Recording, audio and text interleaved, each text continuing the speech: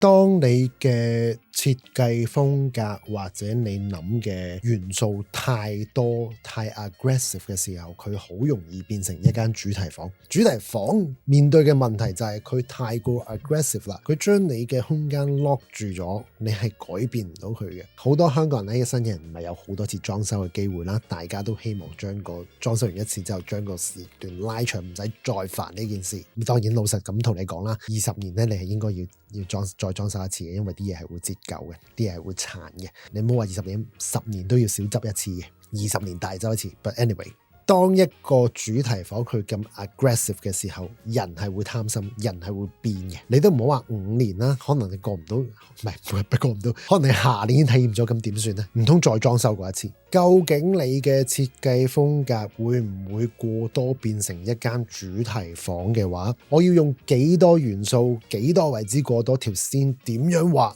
我覺得最簡單嘅方法就係你自己問一個問題：你間屋設計出嚟之後，會唔會變成一間時鐘酒店 ？If you know, you know 啊！如果你得出嚟嘅設計，你係會感覺到自己去緊爆房嘅話呢，可能你要改一改啦。